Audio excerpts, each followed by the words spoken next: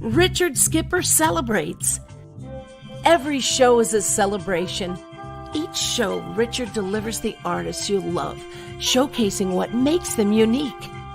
Never gossipy. The antidote to a sometimes hectic world. Now, here's your host, Richard Skipper.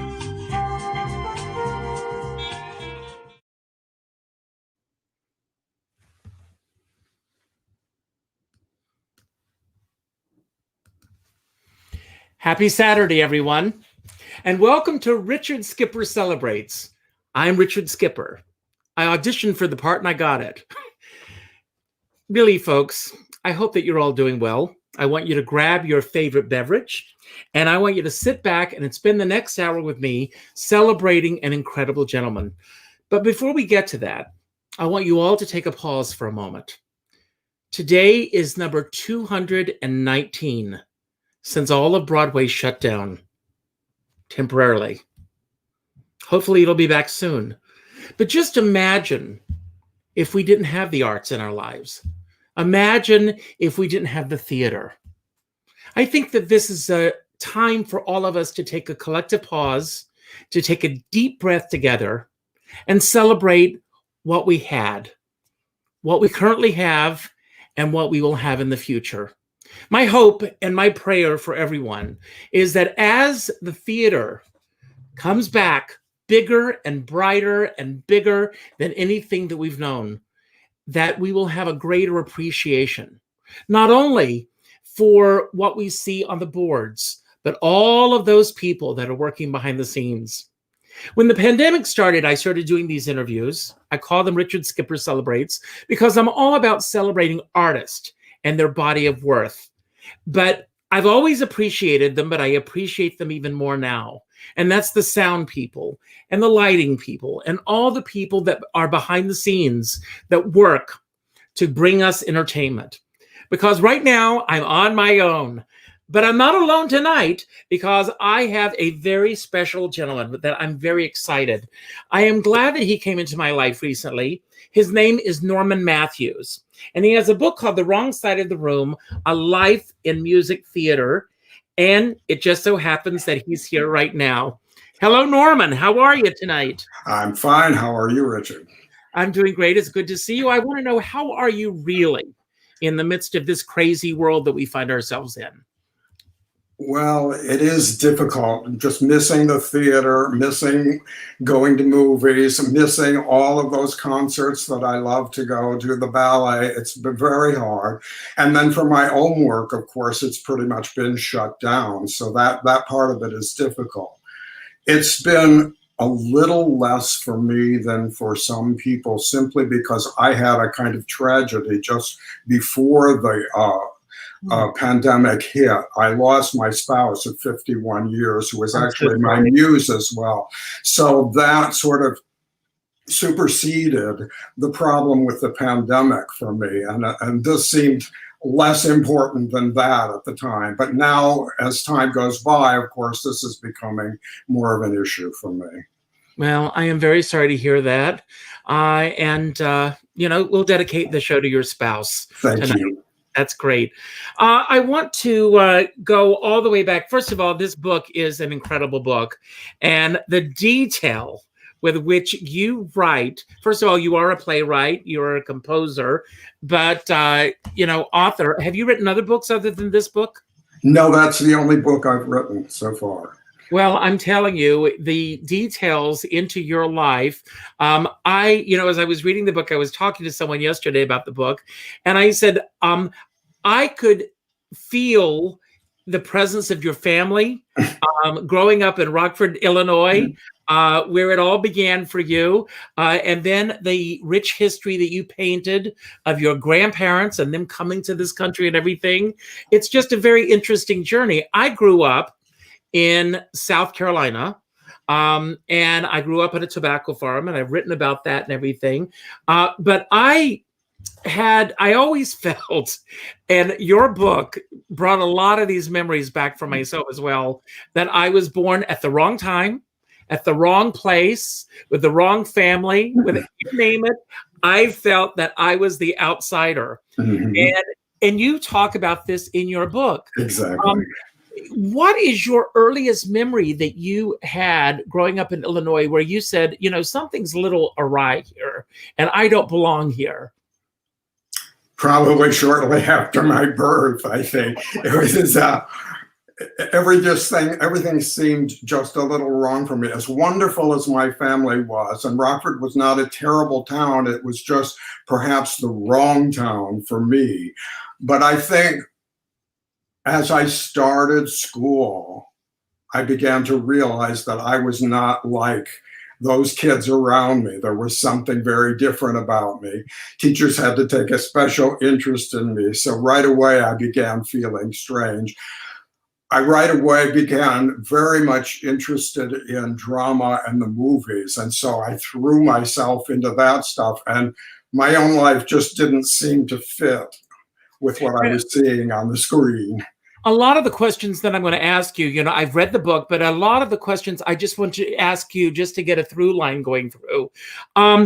Let's talk about, first of all, your family life. If you can describe your parents to everyone and what it was like growing up in that home in Rockford, Illinois. I come from a Sicilian family, and so the name Norman Mathews shouldn't throw you. My real name was Ignatius Norman Conjure, which got changed when my grandparents immigrated to this country from Conjure to Cancelos for some reason, which has really no ethnic flavor about it at all. And I kept the name Cancelos as a performer for several years. And then I began to notice that nobody ever remembered my name. They never pronounced it correctly. They started calling me Norman Concreos, Norman Cantaloupes, and I thought, you know, you're in a business where it really is important for people to remember your name. And so a friend of mine suggested, why don't you take your father's first name, which was Matthew, and make it your last name, which is what I did. So my parents, my grandparents immigrated from Sicily at the early part of the 20th century, around 1907. And why did they come to Rockford, Illinois from Sicily? It was just astounding to me to begin with. But what happened was that a brother of my grandmother's had moved to Rockford, Illinois from New York because there was a lot of work in Rockford at the time. It was a major industrial center. And so my grandparents came to New York. Other relatives were here in New York, and they expected to meet those relatives in the city. But when they got here, they didn't show up. And so they kept looking around. Where is Tony? Where is he? Where is that? And then they couldn't find this person. So they didn't know what to do. So they just got on the train and went to Rockford, Illinois. And that's how. And why not? Why not? So that's how they happened there. We had an interesting kind of living situation in that my grandparents ended up buying a 4-family apartment, so that right next to the house where they lived, so that each of their children could have an apartment. So the whole family lived together in these 4 apartments, and then my grandparents across the driveway in their own home. So, now, is your family still in Rockford, Illinois? Do you have relatives there at all? I have some distant cousins, and that's all any longer. I haven't been back to Rockford for probably 20 years. Wow. So my love. I mean, I know you write about in the book how you had you could not wait to get away from there. Yeah. And I pretty much felt the same way about my home state. But I find that as I've gotten older, I really have an appreciation from where I really did come from. Exactly. And that's the same feeling that you have as well. Exactly. And interesting enough, I don't have that negative feeling toward it that I had, I think, when I was younger. And it's very, I just have to bring up this one story. There are a lot of people on Broadway from Rockford. They came much later than I did. Joe Montello was from Rockford, several people on Broadway. But Joe was interviewed by the New York Times several years ago. And somebody asked him, how was it that you grew up in a small town, Rockford, Illinois, and then you ended up going to the North Carolina School of the Arts, and now you've become a big Broadway star? What was that like for you? And he said, it was a little bit like having been brought up by apes and then discovering civilization. You don't feel that way, do you? I would never have said that. So, no, I don't have that negative feeling toward it any longer. And tell everyone a little bit about your parents and your earliest memories and your fondest memories of both your mom and your dad. Okay. My father was a superintendent in a toy manufacturing company. And I actually ended up working there a couple of summers in high school. My mother was had wanted to be a fashion designer, but didn't seem to have the ego or the drive to go to Chicago and put herself through the school. So she ended up being a sales clerk in a department store. Both of them very religious people, very kind, not involved in the arts at all. Nobody in my family that I know of really had any musical ability. Distant cousins, I think, did, but no one in my immediate family. So I was the only one. I began singing off the radio when I was 2 or 3 years old and entertaining people. And I'm never was sure what caused this, but they must have made me self-conscious, because by the age of 5 or 6, I refused to do that anymore for anybody. And you know where that refusal came from? Was it just an obstinance as a 5-year-old, or did you? I don't know. I honestly have a feeling somebody made an issue of it, perhaps, and I don't recall that, which is strange because I have an extremely good memory. I think I mentioned it in the book that I have very strong memories from the time I was 2 years old.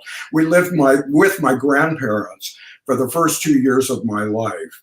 And I can recall sitting in a high chair demanding that I have cafe latte in the morning at 2 years of age. You also say, I mean, you talk about, I know that you're also a gourmand, you're a cook as well, but you also mentioned in the book that you absolutely abhor breakfast. Yes, I don't know. I never eat breakfast. I never have. But I wanted that coffee. And strangely enough, as an adult, I don't drink coffee anymore. But because my grandfather was drinking it, he would drink it in a large bowl and put pieces of Italian bread in it and dip it. And that's what I had to have in the morning at age 2. So as I said, I can remember those incidents. Why I don't remember stop singing, I don't know. I can't explain. And do you think that really set the trajectory for the way that you've lived your entire life? That if there's something that you want, that you go after it, you don't think about any of the other circumstances surrounding that? I'm not sure that that's the case. I was not a self-assured child. And I think that was part of the problem. So any kind of, if I'd had a criticism or somebody made fun of me or whatever it might have been, I don't know. But that in itself would cause a problem for me, and I would shut down and not do it from that point on. And was there music and arts in your home, growing up as well? My grandfather loved the opera.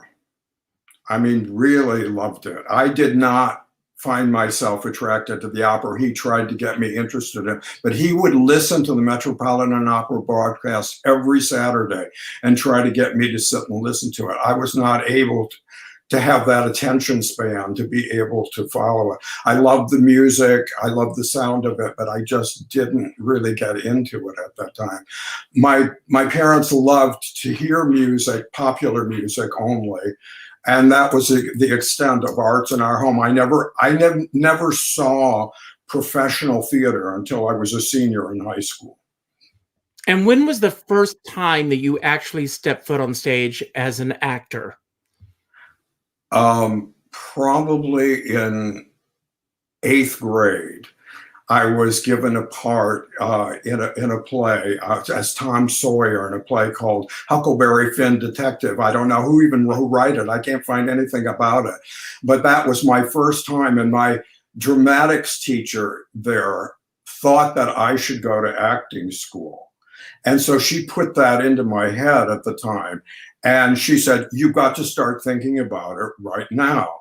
And the 2 schools that I want you to consider are the Goodman School in Chicago and the Pasadena Playhouse. So by the time I was a sophomore in high school, I'd already written to them and I was thinking about applying. That was my goal in life. But I noticed that every time I mentioned it to people, I got very negative responses. So I stopped mentioning it altogether. And then I decided, well, I'll tell them that I wanted to be a director instead, maybe because I didn't really know what a director did at that point, and I knew that they didn't know what a director did. So I thought that would take the edge off of it. So that was how I had passed through that period of my life. Again, because of my lack of self-confidence, I didn't do well in theater in high school. For some reason, I was cast in The Boyfriend, but only in the chorus. And I was so discouraged by that I decided I really couldn't go into theater and I couldn't go into acting. And I was a very good student, always from the very beginning.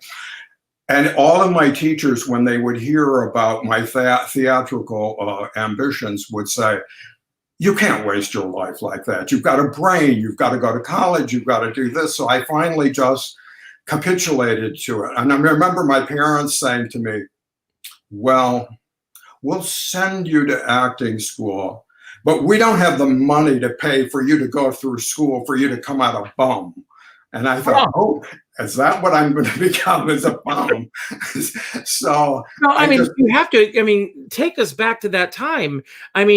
People who may be watching tonight may not realize, and maybe some people still do, but that was the perception of all actors, no matter what your level of success was. Exactly, that people in the theater were bums. Yeah. And that was it. And so the discouragement from that and my own lack of self-confidence, I guess it was, I decided, well, I couldn't do this and I had to go to school. So at the last minute, I had to brush up on math and things that I hadn't taken because I had no plans to go to a regular college. I was going to these schools and I didn't need to have math and science and all of these things. So there was a last minute rush to get that all done. And then I went off to Denver University and with no idea what I should do. So I thought, well, I'll major in business. What else can I do? I can't do anything. So I majored in business and I realized right away that this was not for me. This was a really bad choice. So I decided I would switch to psychology. I'd taken a couple of courses in psych and I was doing very well on them. And I liked analyzing myself, so I thought this is a very good career for me. I got into it and I realized I liked it, but did I like it enough to get a PhD in this? I don't think so. And a friend of mine asked me to take a dance course at Denver University, where I was. And the woman who gave that dance course was an ex-Hanya Holm dancer. Mm. And as it turned out, I was one of the best people in the class. I had not had a lot of dance, experience prior to that, or was it just something that came natural to you? I was always dancing around the house, always. My mother, when I was 4, and this is in my book, took me to a dance class, thinking that, well, he's always dancing around the house, he should learn how to dance. So I went to this dance class and it was this strangest kind of operation I've ever seen. the woman had us running around the room in circles with our arms extended, pretending that we were airplanes. And I was one of those children who never really was a child. I was born an adult. I felt from the very beginning. I didn't relate to other children. I related only to adults. Me. And for me to run around this room like some maniac just was so horrifying to me. Book, and it reminds me of a story. Nathan Lane tells this great story that he spent $300 on an acting class shortly after coming into New York City to pursue a career as an actor. And they all had to act out something they saw out the window. So when he went and looked out the window, the acting teacher said, "So, Nathan, what do you see?" And he said, "I see $300 flying out the window." Because there are those people who think that, if you're going to dance around, like an airplane, that you're getting the training that you need, and that's not it. So anyway, I went up to my mother right after, and I told her very quickly that we were leaving this class immediately and I was not coming back. She assumed because of that I hated dancing and that I would never want to dance. And so she then instead, the kindergarten teacher that I had said, "Your son is extremely musical. You should give him some kind of musical lessons."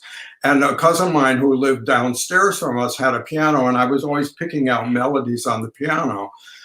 So my mother started me on piano lessons, and that's what happened. So I had about 10 years of lessons with which I was not serious at all. I really didn't practice. I had a strange kind of attitude towards the arts, I think, as a kid. I didn't somehow understand that in order to be good in the arts, you actually had to work at it. I thought that if you were good in these things, you were just naturally good. And I wasn't that naturally good at it. So I didn't really work at it because I didn't think I had any ability toward it. And I had teachers who were giving me the kind of music that didn't interest me at all. But my parents had spent all this money on it and they kept going, and I felt very guilty about not giving it up. In the meantime, my brother started tap dancing lessons, and he wasn't good at that at all. But I used to take him to the tap lessons, and I'd watch and I would tapping away. I was, like, I can do that.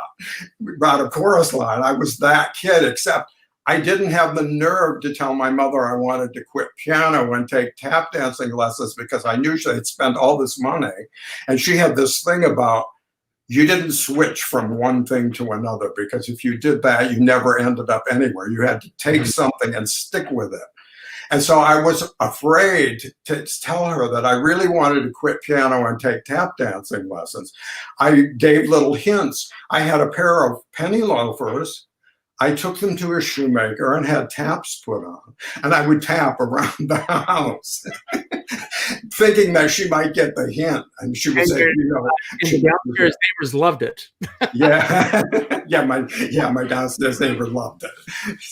So that was how I got.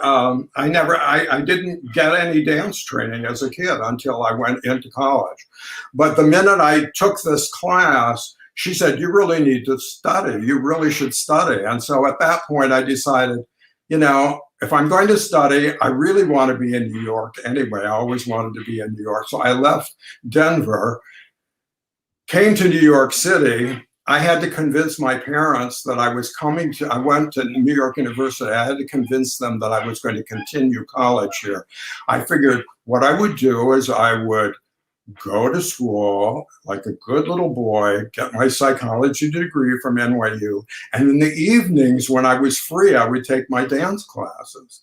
But then I found it was so expensive to live in New York, and it cost so much money to take dance classes. I just didn't have the time or the money to do either.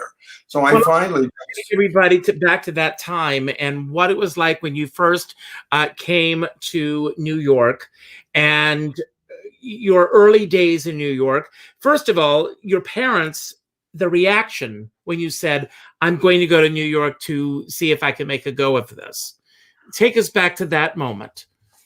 They didn't fight me much because I didn't mention theater.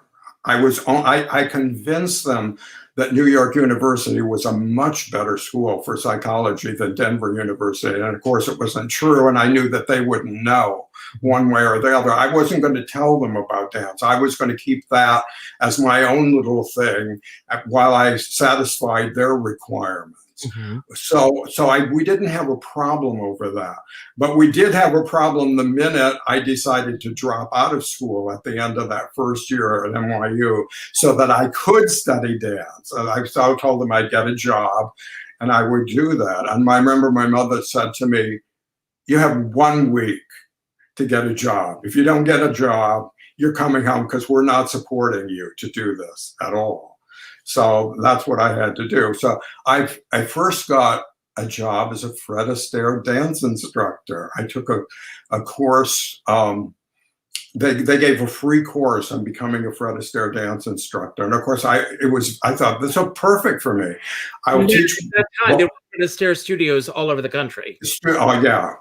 So on Lexington Avenue and 51st Street, there was a studio. I passed through the exams. You had to learn all these dance figures. And I began supposedly teaching.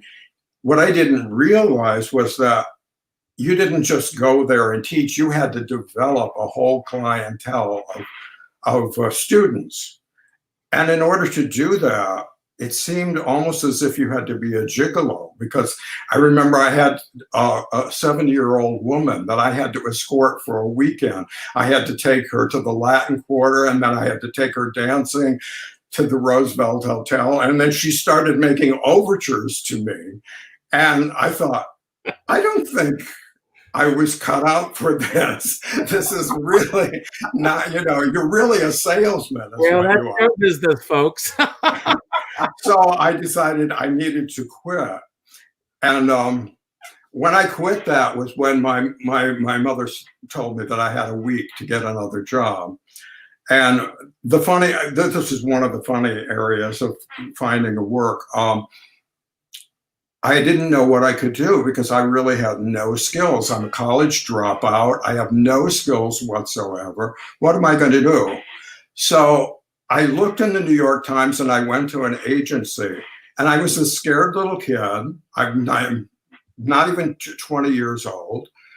And I walked into the agency and I went in at 10 o'clock in the morning. I've never been a morning person. And the man looked at me and he said, "You're looking for a job?" I said, "Yes, I am." He said, "Then where the hell were you at 9 o'clock this morning if you're looking for a job?" I said, I'm just getting here now. It's 10 o'clock. "Well, what can you do?" I said, I don't know. I've been to college. "What did you study?" "Psychology." "Psychology? What good is that to you?" He said, "Do you have any business experience?" I said, "Well, I did take a couple of accounting courses. That won't do it." "No, I don't think you can do anything." So I was really discouraged. I went back to the New York Times, and there was an ad that said, department store announcer. Now, I didn't know what a department store announcer was, but I thought, oh, there's a sale on lingerie on the 5th floor. I could do that. That's all. I mean, make the announcement. I thought that's what it was. So I went to this agency that had this job, and the man said to me, "Have you ever been a department store announcer?" I said, "No, I never have." He said, "Tell me what a department store announcer does." I said, "I really don't know." He said, "I don't think this is the job for you. Can you type?" I said, "Yeah, I can type. Let me hear you type." So he sent me over to this old rickety typewriter, and I started typing away like crazy. I was a very good typist. Anybody who studied the piano can type usually very easily. He didn't look at what I typed. He didn't see a word of it. He just said, he heard me. "You're great. What is it you want to do in life?" I said, "I'm going to try to study to be a dancer. I've got the perfect job for you. There's a job opening at Dance Magazine. He said, "I'll bet you've worked on your high school paper." I said, "No, I never did." "No." He said, "Well, you like writing, I bet, don't you?" I said, "No, actually, I don't. I don't like writing at all." I know you're interested in this. And, the guy is trying to get me a job, and I'm doing everything I can to discourage him because I didn't want to present myself as knowing something I couldn't. He said, well, I'm going to send you over for this editorial assistant job at Dance Magazine. So I went over there, and they took a liking to me right away, and I was hired. And so editorial assistant jobs mostly entail typing. That's what it is. Some proofreading and things like that. So that's all I was doing. But within 2 or 3 months, my boss said to me, you're too bright to just sit here and type. I think you should try editing. I have no idea about it. He said, you just take one of these columns and edit it. You know what our style is now. So I did it, and he said, I'll give you maybe a B- on that. This is what you should have done. This is what you should have done. This is what you should have done. And so little by little, I began editing. He went away on a vacation to Puerto Rico, and I got a call at 5 o'clock in the morning from the publisher of the magazine saying, get into the office right this minute. I said, it's 5 o'clock in the morning. And she said, your boss just died in Puerto Rico. Oh my God. Your boss just died. There's nobody who knows what's happening. This was in the news section of Dance Magazine. Nobody knows what's happening in the news section but you. Get in here. You're going to have to do that. I'm 21 years old at this point. I've never had an experience. Oh my God, how am I going to do that? She said, oh, we'll help you. I got in, nobody helped me. I was responsible for 24 pages of the magazine. Wow. Somehow I was able to get that done. And 2 or 3 months later, they were happy with it. So they made me a news editor. I had just replaced a man in his 50s to be news editor of Dance Magazine. And I was Clive Barnes' editor at 21. Well, I want to talk about some of the career highlights, throughout your career. Otherwise, we're going to run out of time when we get there. Yeah. But with all of this going on, when did you start auditioning, and how did you get your first professional gig? Okay. Right away, when I got the job at Dance Magazine, I began taking 2 ballet classes at night, every night. I was very dedicated about it. And so I was able to progress very quickly, even though I was starting really serious dance study at 21. That's very late to begin dancing, and people were very discouraging about it. You can't possibly dance starting at this age, you're too old already. But I just wouldn't listen to them. I decided I was going to go ahead with this, so I kept doing it. And I studied for almost 3 years. And then I decided I would start auditioning. I can remember the very first audition that I went to was for a television show called Hullabaloo.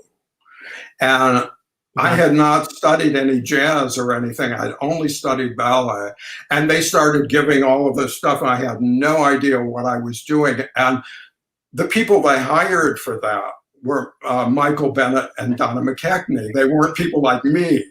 And it was very discouraging. I thought, can I really do this? Am I never going to be able to do this? But I just kept doing it and doing it. And finally, by that end of that summer, I was hired by Pittsburgh Civic Light Opera, and that was my first professional dance engagement. So I did 7 shows in Pittsburgh, and I learned a lot. In fact, I was so far behind where everybody was that I had never partnered a girl. And so when I got the job hired, I thought, what if I have to do a lift? I don't even know how to do that. So I quickly took 1 lesson with a person, a ballet master, and just trying to learn basic partnering techniques. And you don't learn that in 1 lesson, but somehow I had to learn it. So I took that lesson, and I went to Pittsburgh, and I did quite well. It was the hardest dance job that I had in my whole career, because the choreographer, the initial choreographer, was an old Russian ballet master, and most of the chorus was the Chicago Opera Ballet at the time. Now, these were kids who had been, doing ballet since they were 6 and 7 years old, and they were very advanced. And there I was with my 2 or 3 years of training, no jazz background, nothing. And so I had to learn in a hurry. And of course, when you do repertory stock, you're doing one show at night and learning another show in the daytime. You learn very quickly. A lot of work. Yeah, it's very hard. So that was my first introduction. Well, career highlights that I want to focus on. Okay. And again, on the scroll at the bottom of the screen, the name of the book, and everyone can go out and get the book. It's available on Amazon, and there's the link there to order that. I hope that you'll all go out and get the book. But there are a few highlights that I want to touch on before we do lose time tonight. And what brought us together, of course, is my coverage of Hello, Dolly over the years. And you've got 2 incredible stories that we want to share. One having to do with the film version of Dolly. So stick around for that. Great story. And you also did the national tour with Dorothy Lamour. Mm-hmm. So how did you just go to a general open call? Did you know someone in the company? How did that come about? I did just go to a general open call, and Vernon Lusby, who was the dance captain of the Broadway company at the time, and was one of Agnes DeMille's assistants, gave the audition, and I was hired at that time by him, and that was it was strictly an open call. But there's a great story that you tell in the book about how high you actually jumped in the air during the Waiter's Gallop. Oh yes. For those of you who haven't seen the show, at the end of the Waiter's Gallop, all of the waiters holding trays or skewers or whatever they have bend and nearly touch the ground, and then jump, and then touch the ground again and jump. So there's a series of about 24 jumps. And it's difficult, but not terribly difficult. We had an incident with Dorothy Lamour. She wanted very much to play some of the army bases because she had been used to doing that sort of thing during the war. So we played Fort Leonard Wood, Missouri. When we got there, there was not actually a stage. It looked to me like it was plywood set on top of sawhorses. And so that's what we had to work with, almost no sets, nothing. And during the Waiter's Gallop, I was the first one out, so I did all of the jumps in that. And I noticed right away that I was beginning to fly. I wasn't just jumping, I was really soaring into the air. And the reason for this was that the plywood was acting as a kind of trampoline for us. And so as each dancer came and added to the thing, we started getting higher and higher. And of course, this was very difficult with the music because you weren't able to time the music too well because we didn't know just how high we would be going and how long it would take us to descend. So we were literally flying by the time all of the waiters came out and were doing their jumps. It was a very wonderful experience. Can I tell a bit about Dorothy? I would love that. Absolutely. Yeah. During the whole first act, all of these soldiers out there were sitting somber-faced. There was virtually no applause, no laughter, no response to anything that we were doing. And we couldn't understand what was happening because we always got tremendous response all of the time. So during the intermission, the commandant of that fort came back to speak to Dorothy, and she said to him, "What's going on out there? Did they hate us so much? There's no response. Nothing is happening." He said, no, I told them that they had to behave themselves. They were not to make any noise, to make any sounds. They had to be very, very calm and to watch the show, with respect. And she said, you go out there and you tell those boys to have a good time, because we're dying up there on the stage and this is really tough. So he did that. He made an announcement to them. And the second act was like chaos out there. I mean, they were applauding and screaming and yelling. And it was as if we were doing two different shows. It was an amazing kind of thing to go over. Story that I love in the book that I want everyone to buy the book to read about, in how she dealt with a certain critic that was not too kind to her. So all of our actors and actresses out there, read to see what she does. The next career highlight that I want to talk about was somewhat of a misstep, if you will forgive my saying so.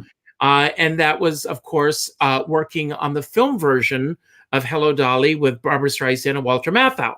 Mm-hmm. So if you could share that experience with everyone. I only did 2 numbers in that. Most of the movie was shot in Hollywood and had already been shot by the time that I got back from tour for Dolly. I'd only been back, I think, about a month or 2 from the tour. And a friend of mine called and said they're auditioning for dancers because they're shooting 2 numbers upstate New York, one in Garrison, which was the Sunday close number, and then the finale they were shooting at the very point at West Point. He said, let's go and audition. I was cooking dinner for people. I said, I can't. I just couldn't do it. He said, no, just drop what you're doing and go. So we both went. We both got the job. And the very next morning, we were on the set. It was the most amazing thing in the world because we had to appear at Grand Central Station at 5 o'clock every morning. And there was an entire train called the Dolly Express that brought, I think it was 24 dancers that they hired in New York and 3,000 extras. And we were all put on the train at 5 o'clock in the morning and brought up to Garrison, New York to film these 2 numbers. And it was an incredible experience because it was so hot up there at the time. The costumes were so heavy. I was wearing a wool suit that felt like it was about 4 inches thick. And it was one of the hottest summers that we had had. Right. So it was very, very difficult with that. Shall I tell the business about the costume? Yes. Or should I save that? No, I would like you to share that story. Okay.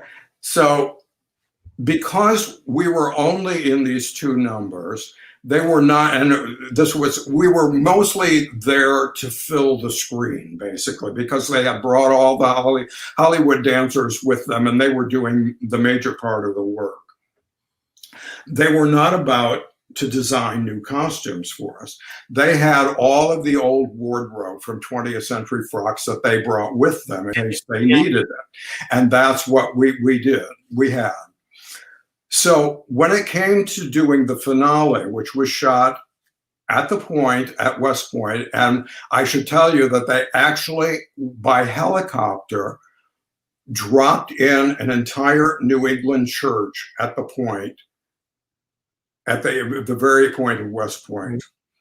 And it's so funny because that particular spot, so many people to this day go to that spot looking for that church that doesn't. And it's not there. Yeah. It was just a facade, of course. Now, there are 3,000 people in this scene. I was assigned a partner. Everyone, this is the finale. The finale, yes. Scene. I was assigned a partner, and I was in a very good position right in front of the church, right where Barbra Streisand would be coming through because it's her wedding scene. We're shooting the scene, and I'm dancing back and forth, and all of a sudden, I hear from the top of the hill, which is a good distance away from where we're shooting, I hear, stop this movie. Stop this movie immediately. And I thought, what on earth is going on? I saw this woman wildly running from the top of the hill, and she's coming, and I realized she's coming to me. I thought, what on earth have I done that I could possibly have done to do? And what it was is my partner had a dress that the label inside said had been worn by Judy Garland in the Harvey Girls movie. It was the ugliest dress I have ever seen in my life. It was this turquoise crepe material that was covered in brown chenille balls all over. It was hideous. And of course, we had no choice about what we were wearing. They just assigned us these costumes. But the woman screaming down the path was Irene Sheriff, the costume designer. She saw from practically a mile away this costume, I guess through a telescope or something or other, came screaming down right to us, and she said, "Get that costume out of my movie. Get that out right now. I will not have that costume in my movie." So my partner and I were sent to what was outer Siberia, basically, as far as the set was, not to be seen anywhere.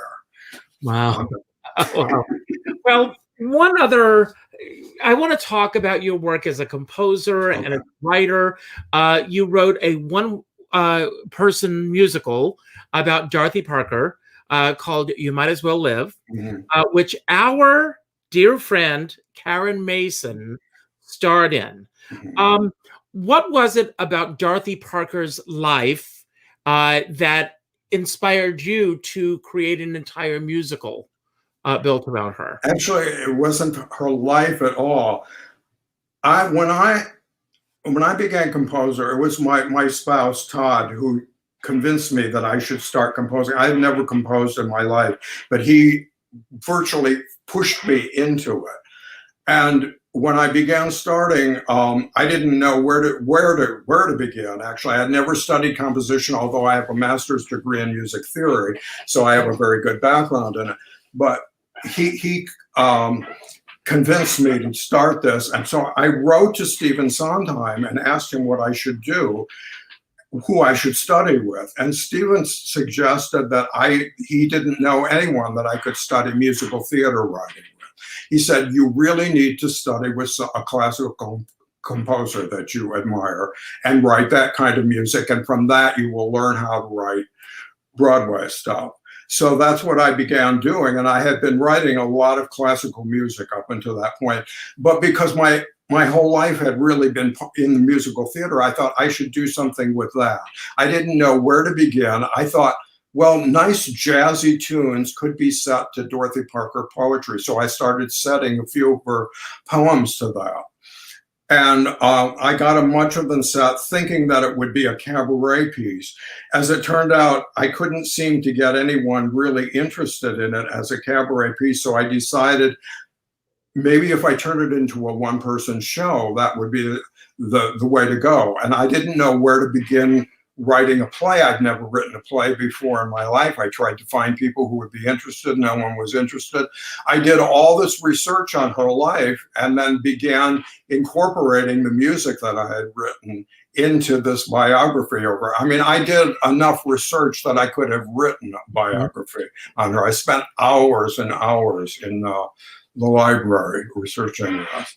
And it went through a lot of processes. Both Michelle Paulk, who won the Tony Award, and Karen Mason were the two major people that I've had perform that musical, both of whom were wonderful, both of them in very different ways, but very wonderful. We talked earlier about Dolly. Let's talk about Michelle and Karen. Okay.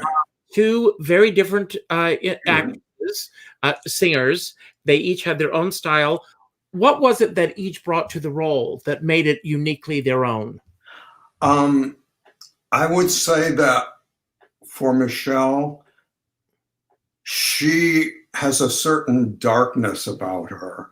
She has what somebody called a world weariness, which fit Dorothy Parker very well. And so people think of Dorothy Parker as just a jokester, but of course she wasn't. She was a very sad woman.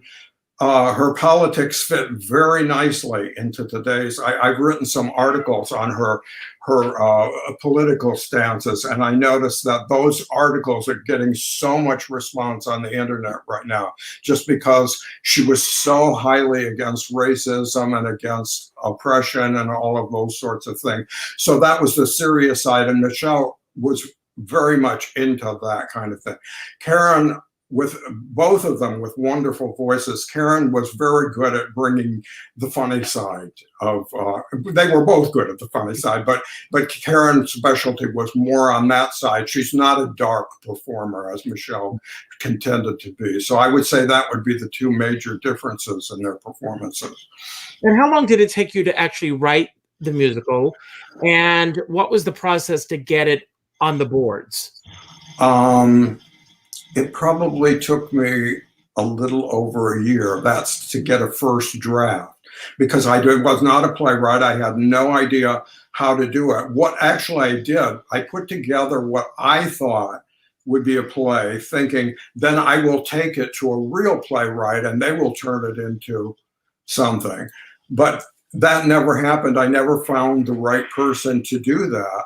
And I just kept working on it until I had actually 32 drafts done of that thing. So that evolved over several years. Did it open in Chicago? It was done here with Michelle many times as a staged reading. York Theater did it for me once with Michelle, and the readings, they used to sell out their readings to their subscriber audience, and it was sold out immediately because of Michelle and because of Dorothy Parker. So that was where it got its start. And then I was asked to be part of Stages 2003 in Chicago, and they specifically wanted Karen Mason to do it because she was a Chicago personality. So that was when Karen really got involved, although Karen had initially done the demo for me of the show. So it got done there, and then it got done at the Chicago Humanities Festival. It was done at the Harris Theater in Chicago, which is a huge new opera house there. My poor little one-person show, so small on this big stage. I felt so bad, but it was not. It was a 2,000-seat theater, not the right venue for it. And then from there, it was the Orlando Shakespeare Theater. Picked it up, and so it was done there in a series of new plays that were presented. They weren't really big into musicals, so mine was one of the few musicals that was done there at that time. Now, I want to say there are so many layers to this onion in your book. With everything that you've done, and I mean, first of all, The Wrong Side of the Room, how did you come up with the title? The Wrong Side of the Room had to do with an audition that I went to. I was in a particularly bad shape after my first season in Pittsburgh. I came back to New York. I was broke. I had been living with somebody who decided that he wanted to end the relationship, threw me out of the apartment. I had no money, no place to live. I desperately needed a job. There was an audition at Lincoln Center for the opera Julius Caesar. And it was a big ballet audition. I went and I got the job. And I couldn't believe it. I thought, wow, Pittsburgh, and now already I'm at Lincoln Center. I'm dancing in a ballet, company. It was so exciting. They asked us on our birthday to come in for a costume fitting, on my birthday, to come in for a costume fitting. I remember it was a Saturday.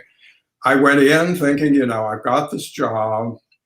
I had gotten unemployment, so I was on unemployment to that point, but they only gave me unemployment because I told them that I had this job coming up. I had been working as an editor up until that point, and I had only 9 weeks of dance performance at Pittsburgh. And so that didn't qualify for me for unemployment. So they put me on a kind of trial basis. If you get this contract, you can get unemployment until the point that you get into rehearsal. Fine. I went in to have my costume fitting, and the choreographer said, would those of you on this side of the room please step to the right? And those of you on this side of the room, please step to the left. I happen to be in the middle of the room. Should I go right? Should I go left? I thought, well, I'm a little closer to left. I'll go left. I went left.